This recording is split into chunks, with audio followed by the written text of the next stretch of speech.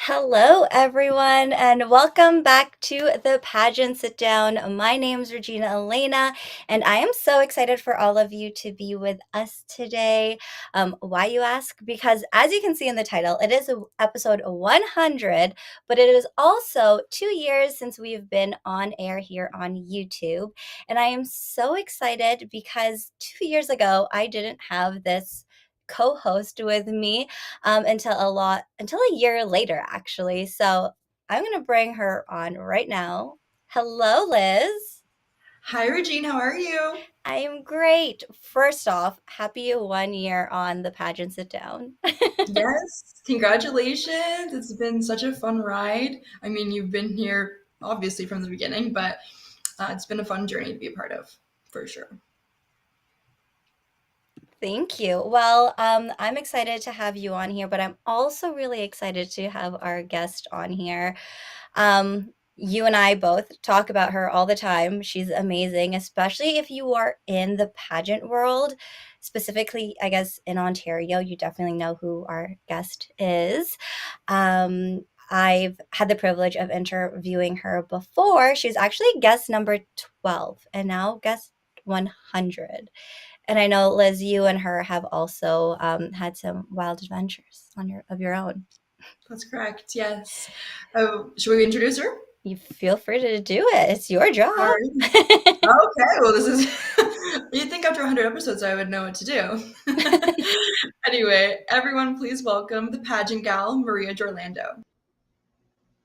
Hi, ladies. Thank you so much. And congratulations again on 100 episodes and 2 years on the Pageant Sit Down. I'm so honored to be here. Well, thank you. Thanks for joining us. We're so excited to have you here. I can't believe you were on episode 12, and now here we are. So I can't do math. It's been a while. A while, right? Well, actually, Regine, you and I started chatting even before episode 12, but I was competing for a national title at the time for Royal International Ms. Canada. And I said, let me get the title first and then we'll do an episode. And so I won, and it was a few weeks afterwards that we got to have our interview. So I think that's why it wasn't sooner. Yes, 100%. You've been so busy. And one thing Liz and I talk about, and a lot of our guests realize on the show, is that we do a lot of manifestation. And I know that's huge in your books as well.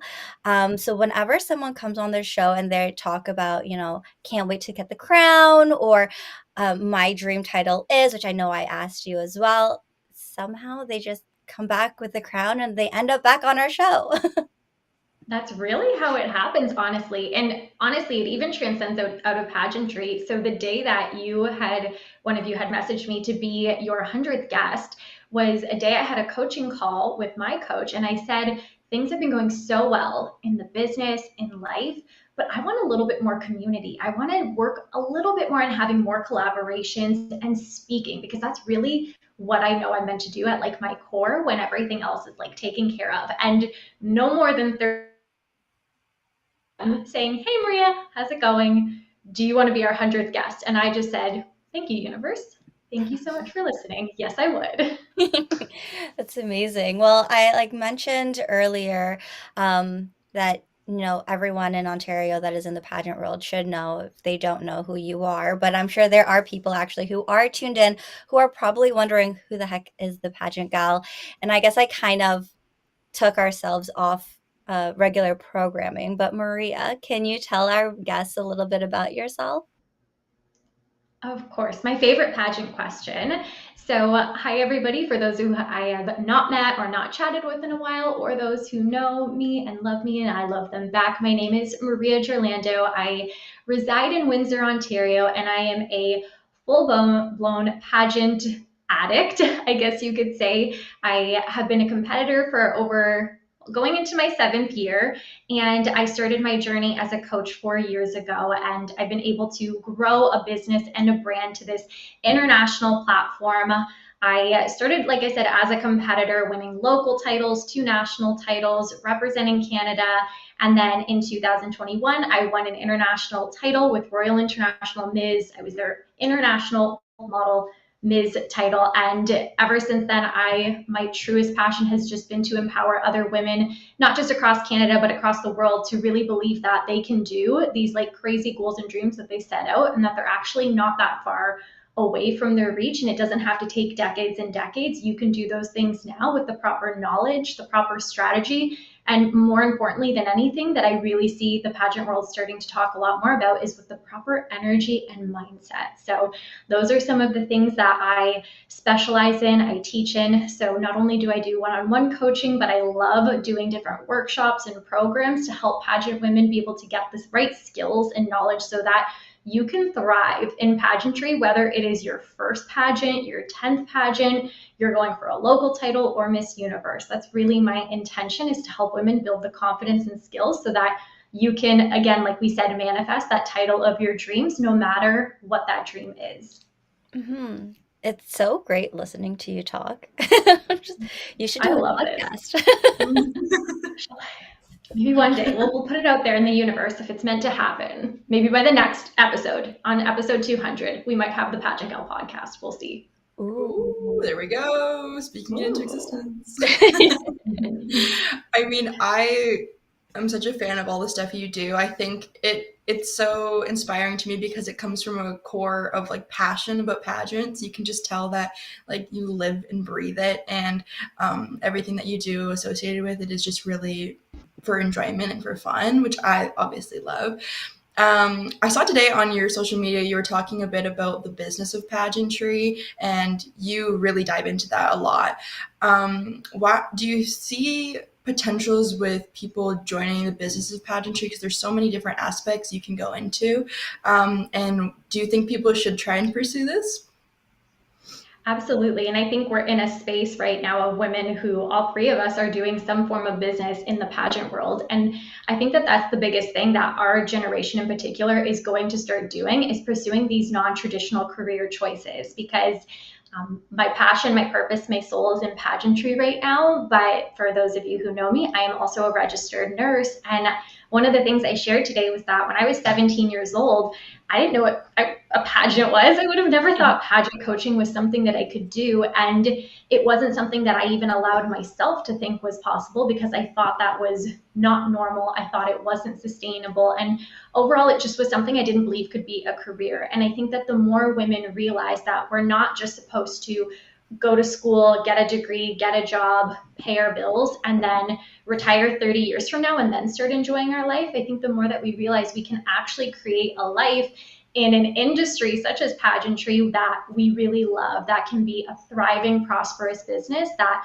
really allows us to do things that we love, so we can start enjoying our life now, creating the impact and the income that we desire to, and not waiting 30 years from now. And one thing I've noticed, especially towards the end of 2022, is that I've had this pull to talk more about how women can start their own business in pageantry, because we love being a part of like this glamorous world, and the fact that it doesn't have to end once you step off the stage, once you pass over your crown and sash, there's still ways to be involved. I just don't think we have the proper guidance on how to build businesses, because we're women from all different walks of life, and we're not we're not like business MBA owners or anything like that. And I think that that is really my next step when it comes to my business and my brand, is helping other women how to do that. Again, using almost like the same process as how I teach women to win a pageant, but now it's really about creating a business that they love and that they can do. So 100%, I think it's possible and it's happening. And we all get to be part of the women in this group that show others what is possible when you say yes and do things, with the proper guidance. I love that. That's awesome. Mhm. To, I guess, touch base on what you were talking about and sort of like your business and your branding. Can we talk about your branding for a second? Because when you mention the pageant gal, you literally are the pageant gal that everyone knows and talks about. Um, how did, I know we talked about it before, but I'm sure there are new viewers here. How did you start, or how did you become the pageant gal? Yeah, so I think it was about my third year in the industry in some way. I hadn't even started coaching at this point. I was that new, but I had come towards the end of being Miss Canada 2018, a national title I won on my first national attempt, which was incredible. And I started coming towards the end of my reign, month 10, month 11. And I think every title holder knows that feeling of the, oh no, what's next? What do I do? It can't be over soon. I've got to do something else. And as slowly I came to those last few weeks, I realized that one thing I noticed throughout my reign was that I would see these other pageant pages pop up, particularly Canadian pageant pages that would support title holders, and then they would ghost and be gone in a couple weeks or a couple of months. Mm, And I remember saying to myself, once I passed on the title of Miss Canada, I decided I was going to create a page to support other pageant women and that I was not going to be the page that ghosted. It was like once I started, people could rely that I would be a page that would be supporting them and that they wouldn't have to worry I would be gone in a couple of months. And so the Instagram page started as Best in Canadian Pageantry, which is ironic. We just had the Best in Pageantry Awards by Pageant Planet. And so it was kind of a play on that. And then as that same month, within those same months, I started coaching my first client.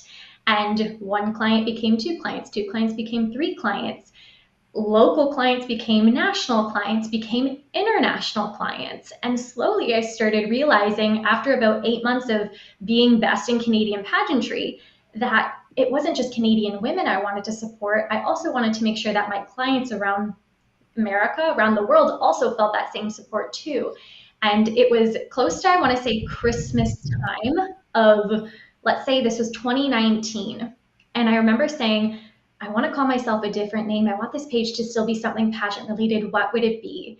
And again, kind of how the universe does her thing, the name The Pageant Gal dropped in. And I remember being at my boyfriend's house with his family, and I was like, let me write this down. I was like, let me write this down. And within like a couple of hours, like a whole new vibe was like a whole new like child was practically birthed mm, at that point in time. And so the pageant gal, it fits. It has stuck ever since. It's something I'm still in love with and I still resonate. I'm not only just the pageant gal, but it is something that I will always like be in my heart and soul. And that is really how she came to be and how we're still going here 4 years strong, with the business, with the Pageant Gal page. that's awesome. You definitely didn't go away, that's for sure. Still here. I said I wasn't going anywhere. I feel like you evolved with the pageant gal. I think like you went from all your different pageant titles and different pageant systems. You trained all these amazing women internationally, and now your TikTok and your reels are just it's again you're coaching but giving tips on a different platform. And I think that's amazing. You're giving women and men all around the world a good taste of what pageantry looks like. And for those who can't afford a coach, I think it's great that you give them little tidbits, but then it also makes you like, well, I do want to coach and I do want to contact her. Right. And the crazy thing is, I don't even really know how the whole TikTok thing happened. For those of you who don't follow me, it's Maria Giorlando. It's actually my name, TM, on TikTok. And it kind of started as just posting my runway practices when I would compete in pageants. And then from there, people started liking the runway a little bit too much. So I said, okay, I got to balance it with like some pageant content because I didn't just want this following of men. I wanted pageant women, right? I wanted this pageant Mm-hmm. community. And so over time, as I started like essentially like really claiming this space, I remember always saying to myself, I almost want to be like the Alicia Darby of podcasting or the Danny Walker of YouTube. I want to be the Maria Giorlando of TikTok, essentially. And really claiming that space and jumping like 2 feet in and saying, I'm making pageant TikTok content now. This is what I'm doing. I've had hundreds of women message me saying that my free TikTok videos, whether they're silly, informational, beneficial, educational, have helped them win at titles I've never heard of in places I've never heard of. Hundreds more messaging me for, just thanking me for sharing what I share. And it just reminds me that our industry is so big. There's so many of us everywhere, and people are wanting to join daily because pageantry allows us to elevate ourselves and it allows us to make ourselves feel so good, not just the impact that we create in our community, but the impact and connection we create with ourselves. So I'm so grateful for it. I don't know how the heck we have 60,000 pageant women. I try to imagine all of them in like one room, and it's Mm-hmm. hard to imagine, but I'm so thankful. And I know that they're out there, and just to be able to connect and post a combination of things, it's fun. And the fact that it's impacting and literally helping women win their pageant, I'm sold. I'm stuck. That's awesome.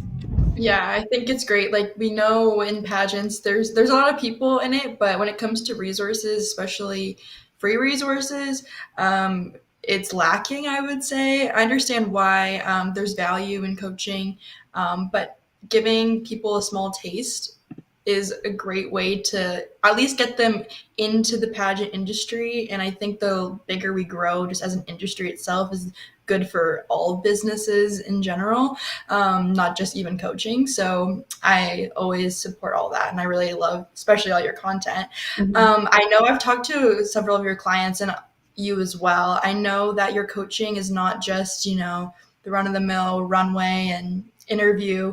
You kind of take it like a whole mind, body, soul kind of effect. Could you tell us a bit about your coaching strategy and what makes you different from maybe other coaches? Absolutely. And the biggest thing that I'll say is that it's not like just me versus everyone. It's all of us together doing all of these things. Like the more that everyone succeeds, it's like it just goes to show that there's more success. But the one thing that I noticed when it came to coaching is that I never started coaching the way that I see a lot of coaches around me do things. And it almost reminded me that when I started competing in pageants, I was not competing the same way as other girls. And that's why I started seeing myself be very successful very quickly, winning against women who were previous title holders, winning against women who look like 6 foot tall, beautiful models. Like my approach to pageantry was so unique and so different and just so like raw, authentically me. And I really did take that same approach when it came to coaching. And I think that that's just what created a different way for me to work with my clients. So it wasn't just, let me know what time and day you want to book on. It was we're in this together. You have someone supporting you every step of the way. This isn't just, I'll see you on the next session you decide to book in. It is a container where you feel fully held to have your questions answered, you're seen and supported. So it's beyond the coaching sessions that we do. And I really wanted to make sure that I got to be the one to help guide them, not, hand hold and spoon feed, but just say, hey, if you have questions and if you're wanting to be led even more on this journey, that is what I'm here to do. I'm not here to just like help you in one session, work on your interview, because it's not just in one session that we become a title holder. It's through the constant guidance and refinement and consistency that builds our independence, that builds our leadership. And so that's really what I do differently with my clients, is that we work together, not just in these single sessions, but it's a container because it's everything. And another kind of way that I knew that I wanted to do things that way is that my clients who had never placed in pageants before, who had never competed, all of a sudden started winning. All of a sudden started placing in these pageants against, again, girls that they thought they had no chance against because they had the right guidance and support, because we were looking at something deeper than Mm. just their runway, than just their interview. It was so much more about their purpose and passions and connection to themselves. Even one time I remember when I was preparing, I forget which title I was preparing for, but I had a question for my coach, and it was the end of our session. And I said, I just have one more question. And she said, okay, you can ask it to me next week. And that was the end of our call. And so I just remember feeling like I was a deer in headlights. I was like, oh, I totally respect that. I hired her for the one-on-one sessions, but I just realized I didn't have that support. And I was like, well, who do I ask these questions to now? And so again, that's not the way that everybody has to build their business, but I want my clients to know that they can come to me and that they have not just a coach to coach them in that 1 hour session, but they really do have a partner in their pageant preparation. And it's a very collaborative approach. And it's very safe and it's comforting, and it's my favorite thing. And I say, I know it's not for everybody. Some people are just like, give me the 30-minute session and then I'm like going headstrong. But the women it's for, I tell you, they do not get enough of it and they love it. And it's just what makes things just a little bit different and deeper for me as well. That's amazing. Yeah. Well, speaking of your clients, we can hop into some social media questions that we received. So one of the questions is, what inspired you to compete in pageantry? So I started pageants back in 2016. June 2016 was my first pageant. And it was because after a couple of months of self-revelations that I was having in my personal life, where I was losing weight and I was discovering that the life that I was leading wasn't mine. I was allowing myself to just be a product of whatever was going on around me. So I kind of describe it as like a tumbleweed that was just like blowing in those desert movies. Mm. And I wasn't in control. And it took a moment in time where I decided, this is not my life. I'm meant to do something more, and I'm going to go find what that is. That I saw an open application for a free pageant, just a one-day pageant that you showed up, you competed, and you would win. And I happened to know who the previous title holder was from school and just from the community. And I remember thinking, okay, it's Tina Bonato, love her to bits. I was like, if Tina can do it, and Tina's in school and I'm in school too, maybe I could do that too. Like, how fun would that be? And so I'm thankful that I had someone that I knew there, and I knew that would feel really supportive. So I remember saying, okay, I had my laptop. I'm going to go tell my family that I'm signing up for this pageant. They're going to think I'm crazy. I've never done anything like this before. And I remember they were all watching TV, and I said, hey, everyone, just so you know, I'm going to do a pageant. This is the day. What do you think about that? And they all looked over. They're like, okay, we'll be there. And that was it. And I was like, oh, maybe this isn't so crazy after all. Maybe it's something that is just like normal and natural for me. And so I went to the couple of rehearsals, and I decided to, just go into it with an open mind. I really didn't even think about winning or anything like that. But this one-day pageant, I showed up and I stood on a stage with 11 amazing women from my community. I really knew nothing else that was happening, but we had a crowd of about 500 outside. And I just remember the hits of adrenaline, feeling like 3 months ago, I didn't even know who I was. And now I'm on stage, like, whoa, like anyone could be up here, this isn't just for me, this could be anybody. And what was even more fascinating was that I remember thinking, oh, well, these two girls are going to be in the top two, because at the time Miss Universe Canada was big in Windsor, and it still is. And these girls had competed on some level there. And I just remember thinking okay, it makes sense. They're going to be the two that are going to be holding hands and win. And when the top 5 was called and I was in it and both of those girls weren't, I made a decision in that moment, and I realized, okay, pageants are not about prior experience, and they're not about looks. It's about what you bring beyond those things. I placed in the top 3, super happy about that, hooked from the minute it happened. But more importantly, I realized that pageants were about something so much bigger, and that motivated me and fueled me to go on to win my next pageant 2 months later, which was much more based on interview service. There was still runway in it and still on stage, but more importantly, I realized in my heart and soul that there was opportunity here that blew my own mind, and that if everybody else realize that too, if they did their own work, if they had their own platform, if they trusted themselves, so on and so forth, that they could be successful too. That it wasn't just me having this secret, it was just something so much more natural and authentic. And I think that's a really huge message for all pageant girls and gals around the world, is that it doesn't take someone who is like super rich and super fit and has so much experience. It takes someone who's true, authentic to themselves, who's disciplined, who's working on themselves, and that's what wins. And that was what got me started on this 6, now going into 7 year beautiful journey. That's amazing. It's so nice to hear your stories and hear all the things that you've gone through. I know you and I have talked a lot about it on our first episode. So for all of you who are interested in getting to know Maria's, yeah, exactly, go to episode 12 because that is exactly where it is. But actually, to all those who are watching, speaking of, so in the chats, my mom is in the chat. She says hello and hello to Liz and Maria and congratulations. Scott Dion Brown is also in the chats. He says 100 episodes. Woo! Um, so yes, we're having a party backstage. So to all of you who are watching, I can see the numbers rising. If you have any questions for Maria, whether it be about pageantry, maybe nursing, coaching, TikTok, if you have questions on how to build your TikTok, leave them in the chats below, and we are more than happy to ask Maria those questions. It's funny because my friends will ask me things like nursing related things. And I say, listen, if you have a question about pageants, I can help you. Questions about nursing, that's just like foggy in my brain. Like, yes, I'm a nurse, but like the pageant just takes over. So I'm like, if you need medical attention, go to a doctor's office or to a hospital. I might not be much help there.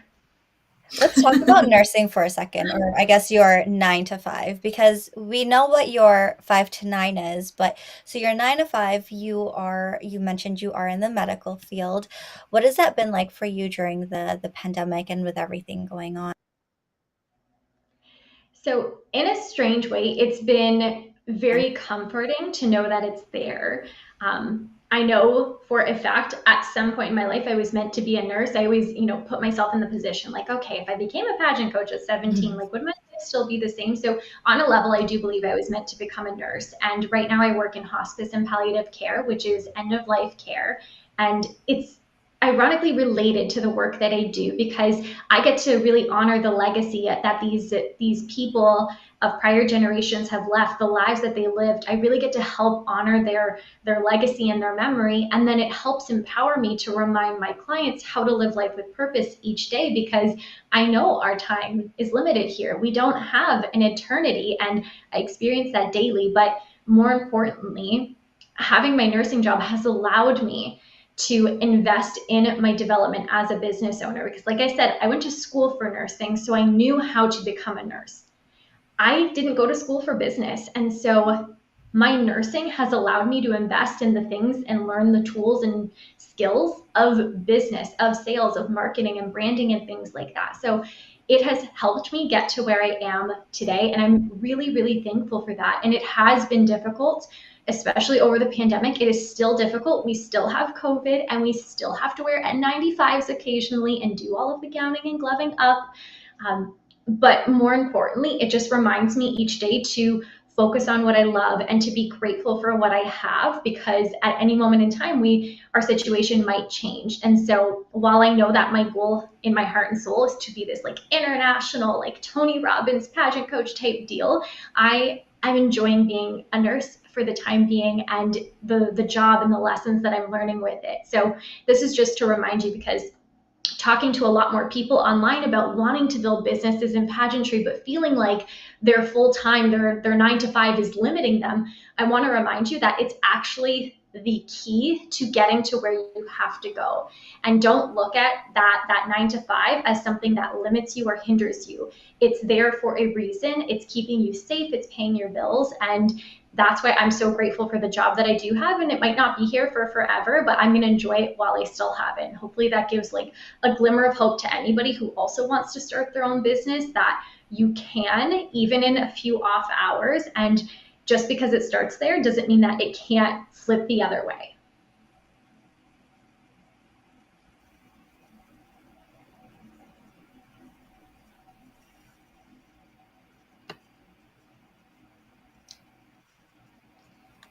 Regine, I can't hear you. I don't know if Mm, that's just me. I it's want to because I make sure. muted Okay. myself, There we sorry. go. We're good. We're good.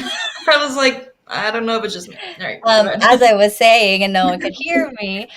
So I want to talk about nursing for a little bit because I know in the news they talk about the medical field and how there's this need for medical professions. So to all those who are watching or might know someone who is contemplating going into nursing or the medical field but are a little bit nervous because of obviously the pandemic and what's been happening in the world, what advice would you give them? The biggest thing that I heard from other students that were in nursing and the people that were around me is that they want they went into nursing because they wanted to help people. And I don't think that maybe other professions make that as a parent versus nursing. And nursing, you get to help people in so many different ways, but it really focuses on this thing that unites us all, and that's our health and our humanity.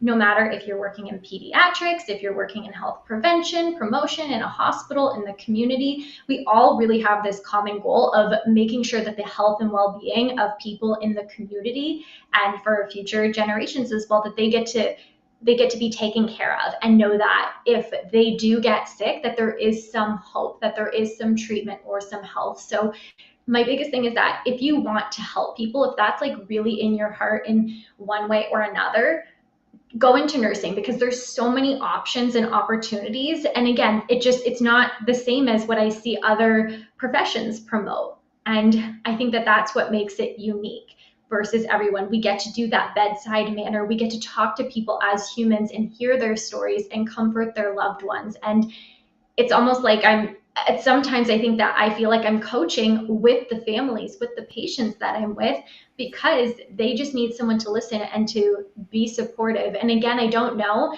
that I would have the same skill set and the same compassion and the same, candor and just heart if it wasn't for nursing. If I had gone into a profession like math, because that's what I was going to do if I didn't become a nurse, to be honest. Oh, I wow. don't think I would be that same person with the same skills had I not gone into nursing. So I think if you have a heart to help people and you're willing to, be with people at their good times and their low times, Mhm. and you want to develop this like sense of compassion and empathy, absolutely go for it, try it out, and you can always pivot and try other things if not. But I just think that the skills of nursing are relatable for life, even if you're not working in the nursing field.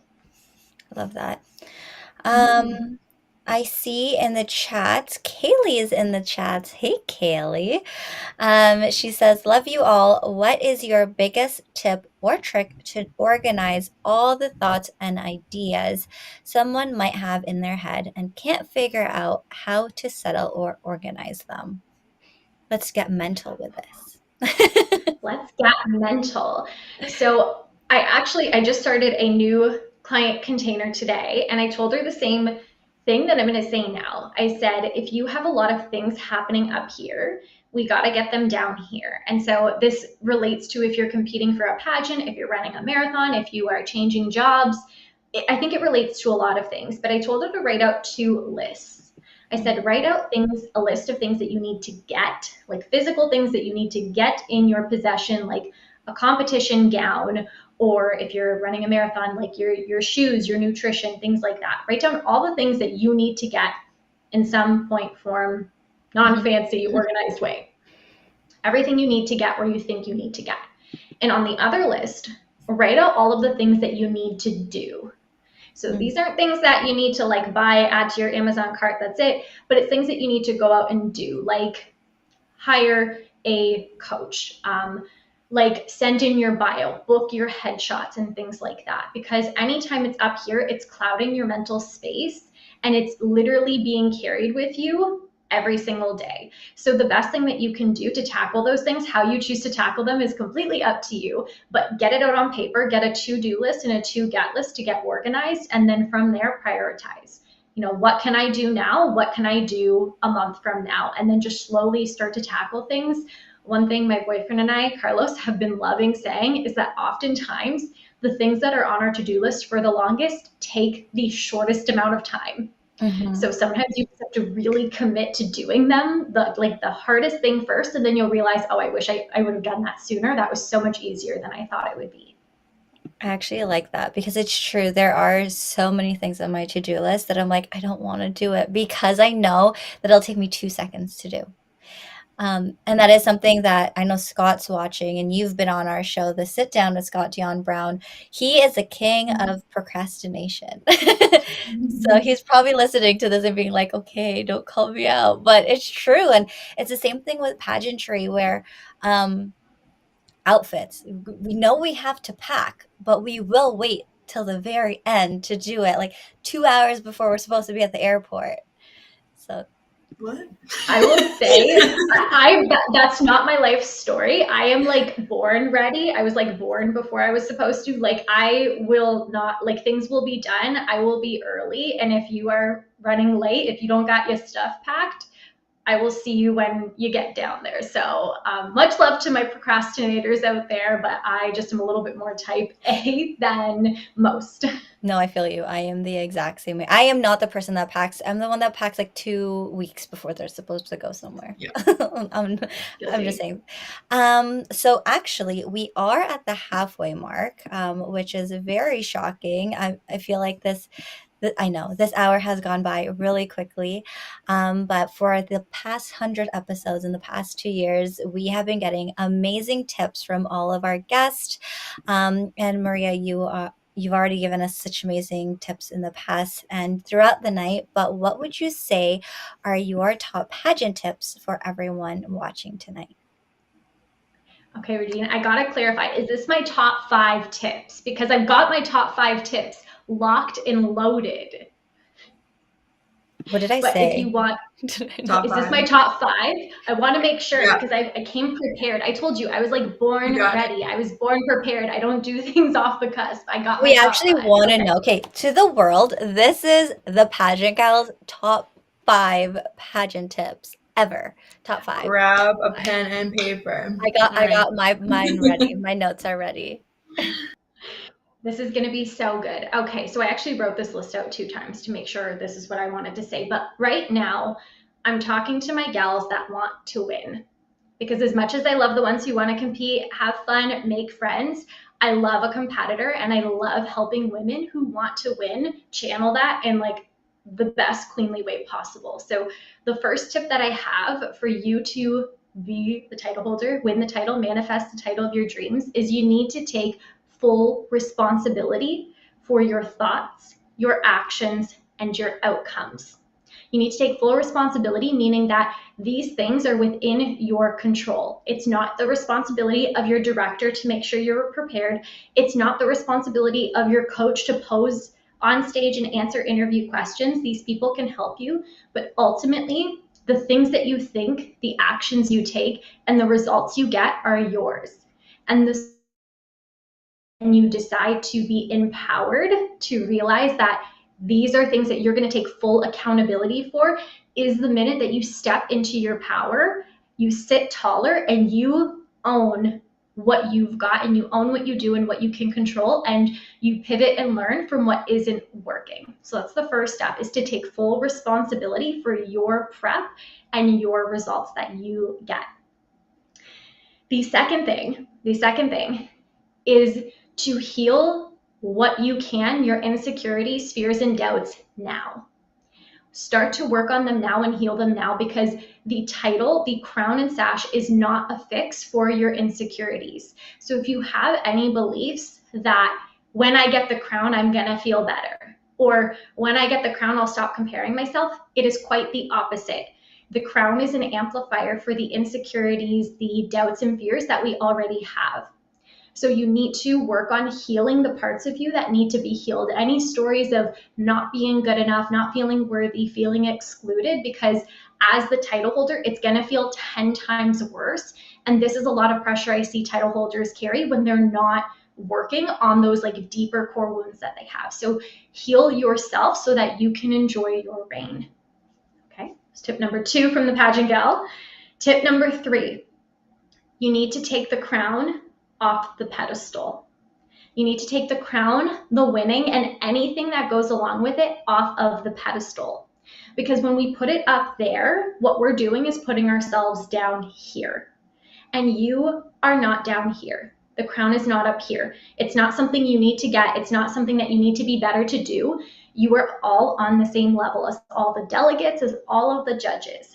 And the minute we stop idolizing and desiring and needing the win, the sooner we show up and have more fun, and we're more aligned and more authentic, and we express ourselves differently, because we're not coming from this energy of lack and I need the title to do this and that. You are a queen already. You don't need the dang title to do anything. It would be amazing to win, but the minute that you put it up here and you desire and need it and like drool over it, the minute it goes farther away from you.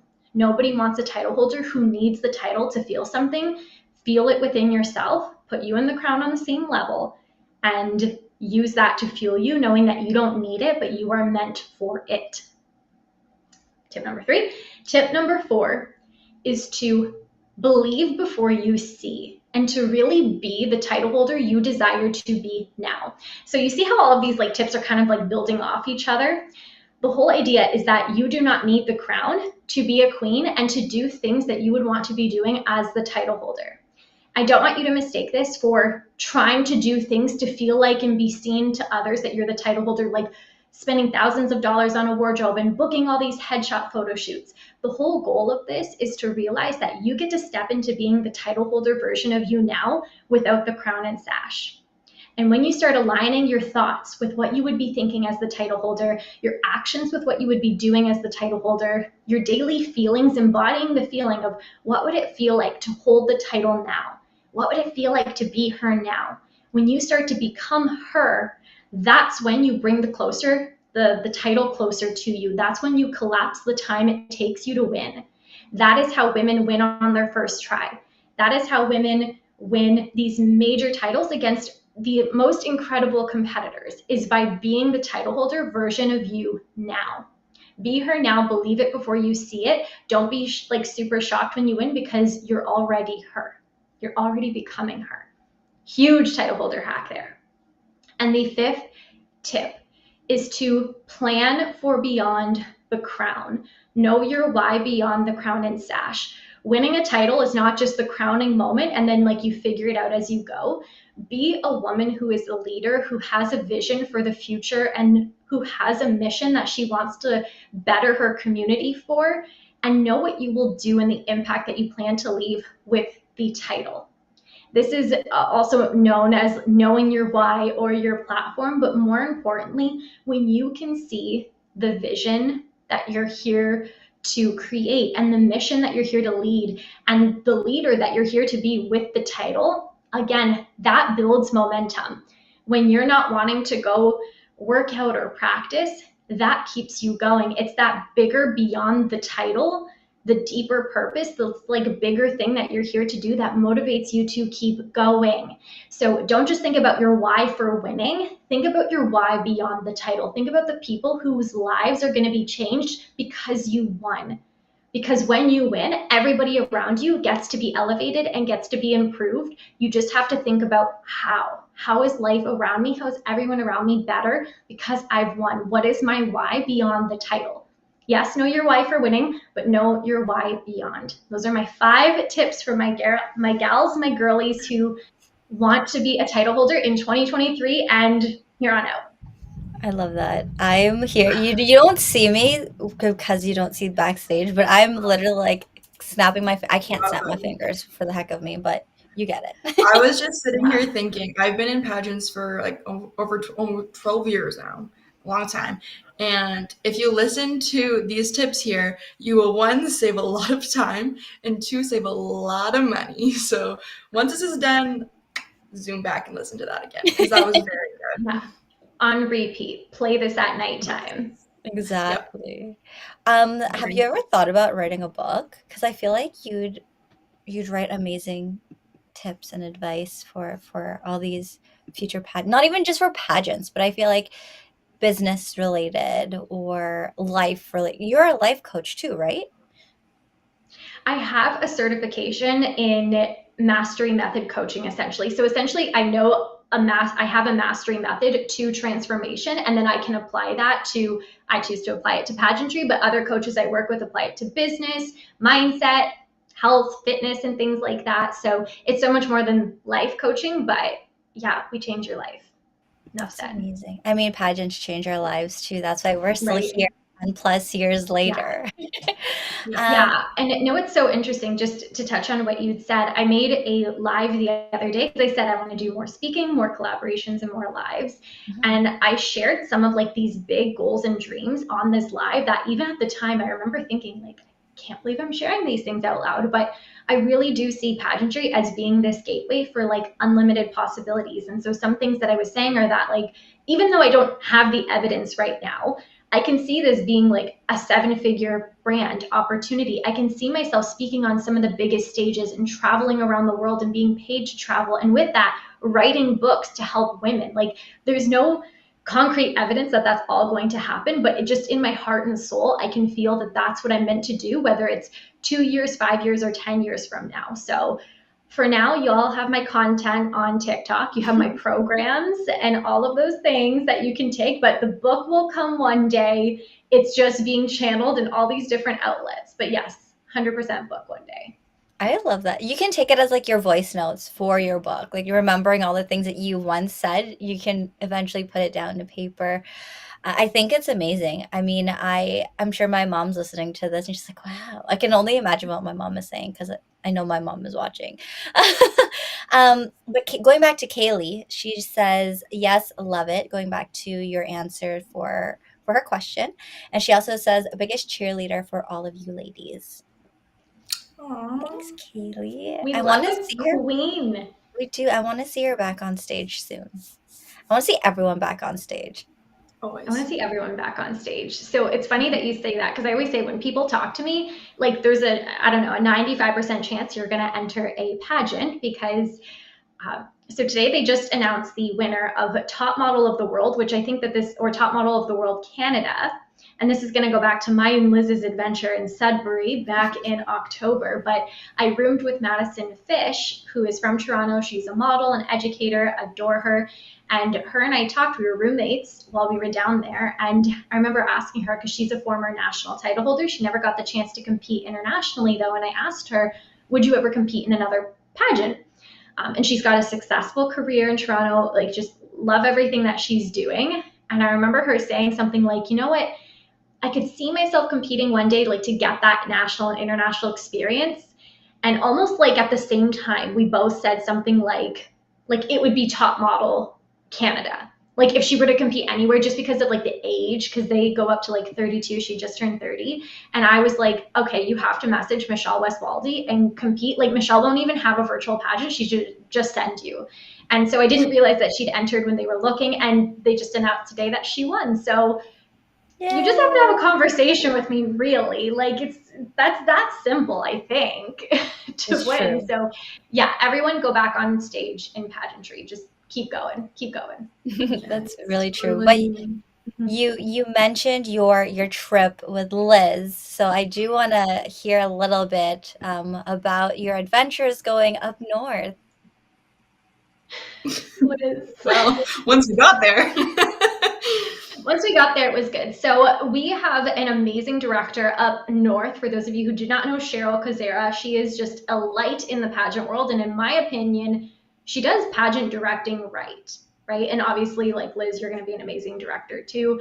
But like, there's just certain directors that have such a heart and soul for it. And Cheryl's one of those. And so Cheryl connected with both Liz and I to go up to the pageant that she was running. And so Liz and I, we flew on the same flight from Windsor because we're both in Windsor to Toronto. And I'm not familiar, like, I'm from Windsor. I'm not familiar with things in Toronto, people. Okay. I don't know how this happened, but in the airport we went into, we got off on the wrong lounge. It was the first lounge that was there. So we just like walked right in. We didn't think anything of it. And we were like chatting.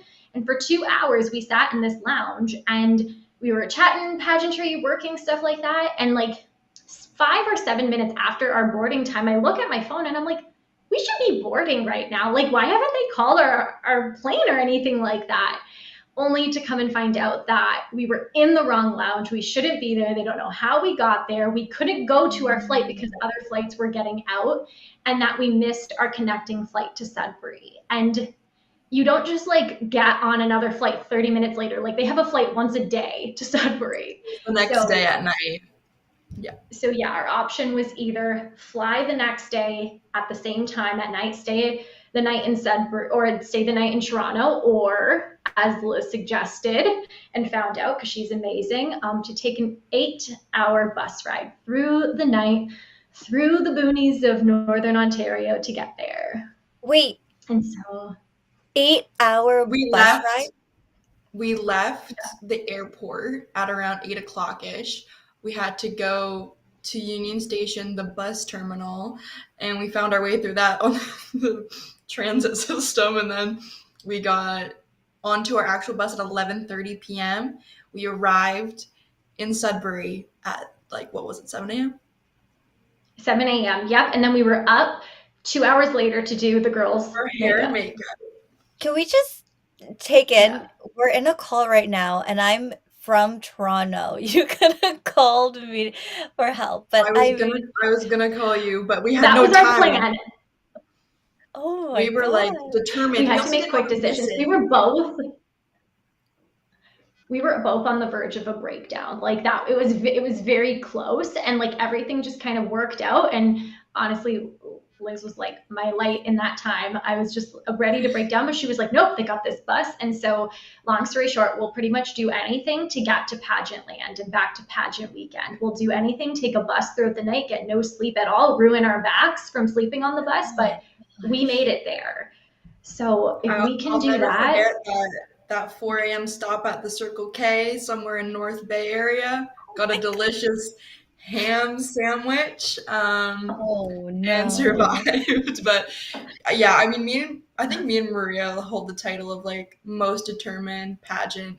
We love it. We just want to could be you in it all the time. I'm like, could you imagine if we were competing that weekend?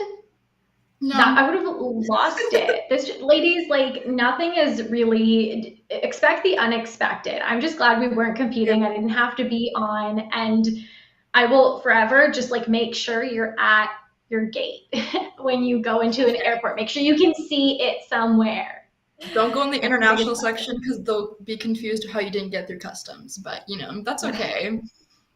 It was like an 8 hour trip for what should have been our 40-minute flight with some beautiful wine, but we missed that. It was Oh, and we had to take it on the way home, and I was kicking myself the whole trip because it was literally like up, snack, down, and I was like, I wish we could have had that on the way here. But anyway, it was a good experience, and we got to bond a little bit more than we already had, so it that's was worth it. crazy. That goes to show you how big Ontario actually is. You It literally was went from south all the way north, and it took you a really long time. extra time. All the girls, we were just they would like wake up for hair and makeup. They're like, I'm so tired. Pageant weekend is so Oh, long, and I'm like, listen, honeys, no, it's y'all got your beauty sleep last night. I did not, and we still showed up with like our hair and makeup ready. So of course. just always give love to your hair and makeup artist because you don't know what they've been through to get there. Mhm. Okay, so let's talk about it. So you mentioned you did hair and makeup at this pageant. I did not know you do hair and makeup. We did makeup. We did makeup at the pageant, not hair. Now, you don't necessarily have to be like certified with makeup, but I had cleaning products. I had an extra, quite literally, an extra set of makeup with all of the free brushes, free makeup, and things I've just gotten from pageantry within the last like couple of months because I just passed on my international title. I literally had a full set of pageant makeup. And when Cheryl, the director, had asked, I said, "Well, I can do makeup. Most of the time, unfortunately, sometimes hair and makeup artists can't be at pageants, probably because they're on an 8-hour bus ride somewhere. So I would oftentimes like fill in and help out girls. And for all of the pageants I've competed in, I've done my own makeup. I try not to do my own hair. It doesn't look great. Today it's kind of looking a little bit better, but just pageant makeup comes naturally to me. I don't think it's something to overthink. And so I told you everything. I am the pageant gal. I am the Mhm. pageant gal. Give me the tools that I need, and I will be your pageant fairy godmother in every single way. I don't think it's something I will continue doing or pursue. I love doing it for just this one event. And I'm glad that I was able to, but I think my specialties lie elsewhere. So I actually hired Liz. She's going to be doing a training in my group program, the Queen Collective, that's going to happen next weekend. So I leave the hair and makeup to the professionals. Don't count yourself out though. You did an amazing job. All your clients looked really put together. So you know what? You just have to have confidence, and I mean, just experience alone helps you get through the makeup process. But yeah. Yeah, it was a good time. I had so much fun hanging out with you. Yeah. Oh, you're freezing just a little bit, but that's fine. It's We're just good. it's We're very good. little, very little. Um, Liz, do we have questions actually from Instagram? I was just gonna say we have a lot of questions, but I'm gonna dig through.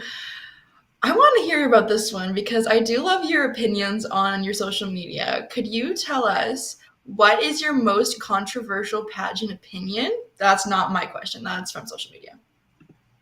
Ooh. Oh, okay. So I actually made a post about all of this. So if y'all want to have a lot of fun, go for it. And I was trying to think of like the number one controversial opinion. Honestly, I think the main thing is just recognizing and discerning that different things in pageants are different. That's going to sound so silly to say, but in my experience, with the rise of virtual pageants, I see a lot of women competing in, and I think it's incredible and amazing. And like I won a national title virtually. In no way was it the same amount of effort, work, investment, and growth than when I won Miss Canada, which was an in person pageant against like 27 women. So I won a virtual title with 3 women in it. And then I won an in person national title with 27 women on a national stage for like a whole week. And I just think that we need to understand that the level of work in each is different. It's not the same. Yes, you're going to be a national title holder at the end, which is incredible, but not only is the investment of time, effort, and energy not quite the same, but I just found that the growth within me wasn't quite the same. And so, my one encouraging thing to women who want to try virtual pageants to get them started, because COVID kind of forced us all to go online virtually. Heck, I run a virtual pageant too, Miss Queen of the Screen, coming in the summer of 2023.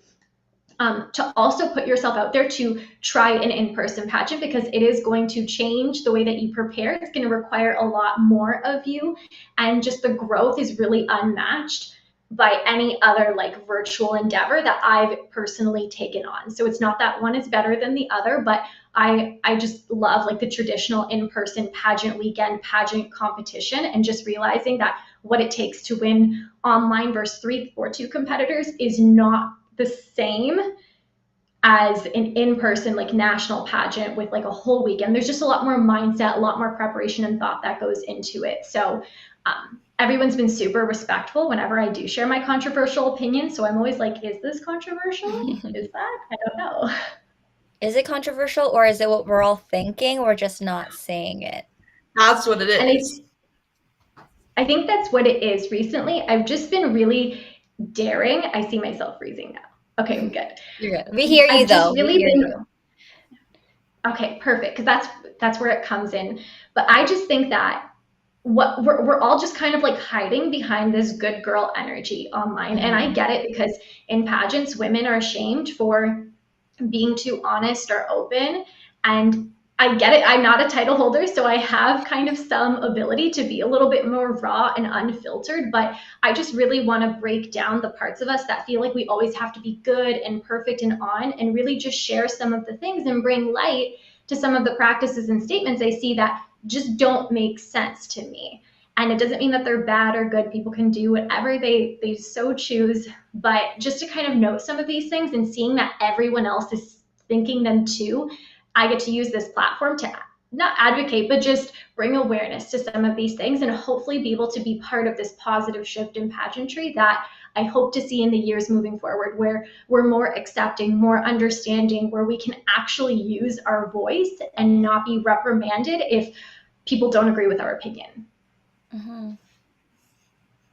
Hands Yeah, down. that's good. I'm in the same boat. Like I haven't been a title holder for the past little while, so I'm kind of getting into like a different era of my pageants. Not that I'm done with pageants, I'll definitely be competing again, but I feel like a weight's lifted off my shoulders in a way that I have like the freedom to share my thoughts and opinions Mhm. freely. And I think there's a level of respect that's always needed, but I think sharing opinions is really helpful to people who are new to it or don't understand why that might be controversial or why that might be an issue. So yeah, I think always sharing openly is good, just in Mhm. general.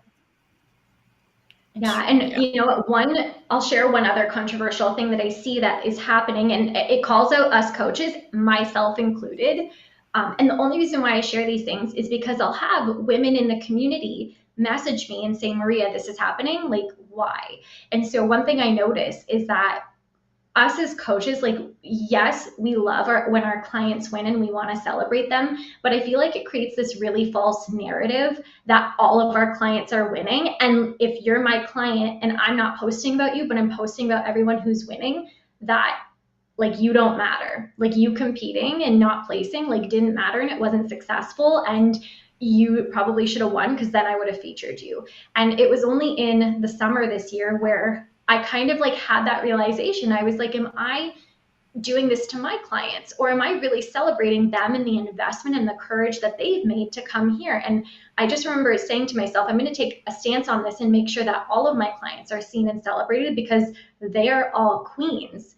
But it wasn't until a couple of weeks ago I got a question from a person inquiring, what is my client success rate? Where can she find how many of my clients win? And I was like, oh, well, if that's why you want to Mm. hire me, like I'm not the coach for you. And so Mhm. it's not that you can't share about the clients who are winning, but just remember that when you're doing that and when that's the page that you're creating, that there is a sea of other clients who did not place, who are looking at that and possibly saying to themselves, okay, well, obviously I'm not good enough. I didn't do good enough. And I'm not recognized for this. Like there's an opportunity for the clients to realize that's not true. But when you see other coaches saying, all my clients place, and then the clients coming to me and they're saying, Maria, I didn't place. What do? I worked with this person. I'm like, it doesn't mean anything. Sometimes we all just get blinded by like the shiny lights of pageantry. And we just have to remember what's important. And it's not, generalizing that all of our clients win because they don't. We also, as coaches, have an opportunity to support our clients when they lose, when they don't place, when they're heartbroken because the title of their dreams felt so close and right there, and then they were nowhere near it by the end of the pageant. So just again, I think that that's where we all have an ability to improve and to just make sure that we're being honest and in integrity with being coaches for all women, not just for the clients who win. Mhm. I feel you. I've never Mhm. been asked as a coach because I don't do as intense coaching as you do. But when my girls ask questions about like what is your like, success rate, I've never been asked that. And I I don't know. know how I'd be able to answer that. I'd be like, we'll Yeah. find out with you. No kidding. Yeah, I was like, if you think that you're gonna win because my clients win, like it's not by Mhm. osmosis. I'm like, you got to do Yeah, your own work. So exactly. that didn't go anywhere. But I get it. It's a very like superficial industry. We're very about like what we see online and the sparkly thing of the crown and sash, and it's Mhm. it's no one's fault. Again, I just see this industry making a shift as we grow more. There's a need for women to want to see it be a little bit more transparent, and so I think that that's where taking a stance and saying some of the things that maybe people aren't willing to say has really started a lot of conversations that need to be started and that will continue to be had. I just realized the time. We've gone over an hour, and I know you are a very busy coach. I just want to make sure we're not going over someone's scheduled session. Nope. Okay. Nope. We're all done coaching for the day. We got time here. Okay, great, great. No, I just wanted to be Thank you. mindful of the time. Liz, we have not gone over an hour in a long time, but it's probably So much because good content. yeah. You can't stop her. Exactly. Well, I guess just because of the time and to be mindful of everyone else who's watching. Oh, actually, Kaylee, I'm just going to throw it out there. Kaylee says, I'll be announcing in the next few weeks. Stay tuned. Okay. I was just Oh, gonna that's say, my I'm like, favorite I was sentence. like, don't say anything, Maria. When I tell you, people I know things. I just know things, Yeah, and I'm like, Maria so knows. she'll What's get interesting. still do. So you said when someone talks to you, they end up signing up for a pageant. I mean, Liz and I and yourself, none of us are title holders at the moment. Does anyone have a use? No, I'm kidding. I'm not competing in a pageant anytime soon. I'm not, but honestly, so the other day, I'm always shopping for pageant things though. It's not okay. And the other day I accidentally messaged a lady about an outfit I was looking at just like on Facebook. Sometimes you accidentally send it. Accidentally messaged them.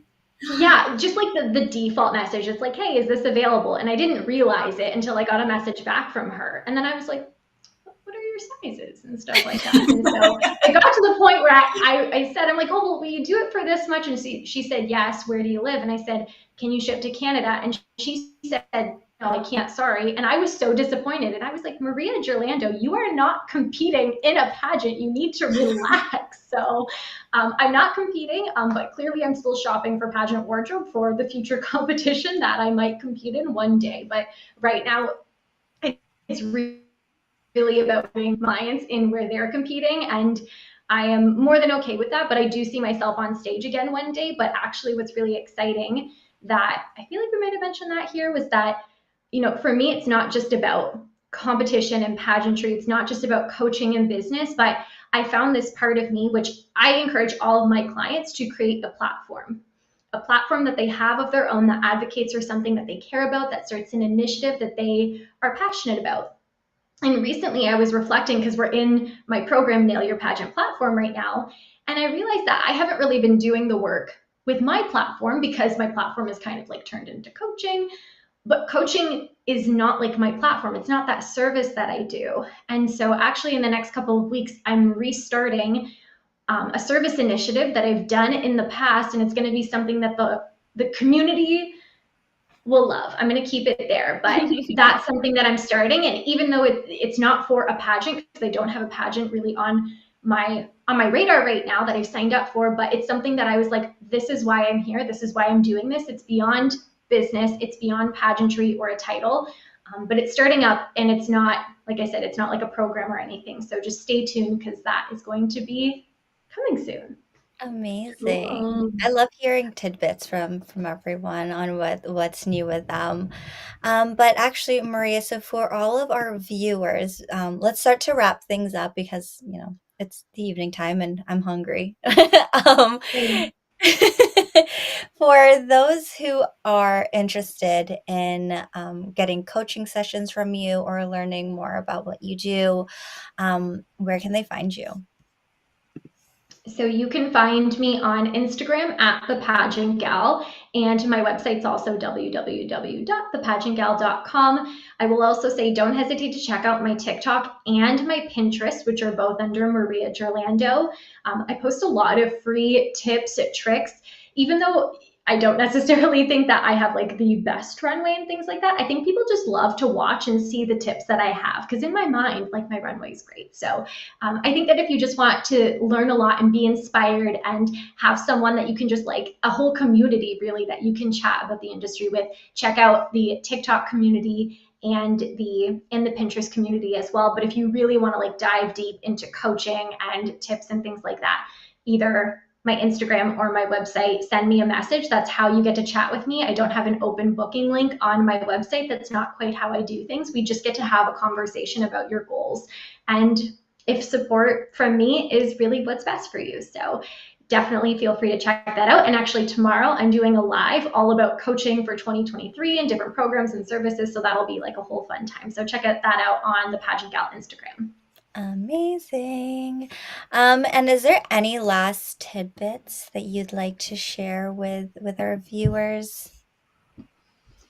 I really want to again celebrate both of you ladies and having this be your 100th episode and the second year. And I think that again, this is really just a testament to anybody who wants to start some initiative or something that really just enhances and expands the industry, that it's possible for them to, whether they're competing in pageants or they want to start a business. Because again, at the beginning, like there might have been some hard things, some hiccups and things like that, but you can still go strong.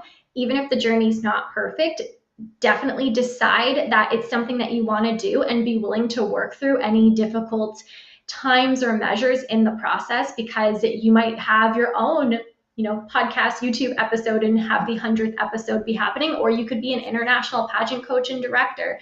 It's really what you want it to be. Trust that it's possible for you, because us three are here because we had a dream. We turned that dream into a goal. We took action towards that goal, and we're here. So you can do it too, whether it's a title, a business, or anything else that's in your heart.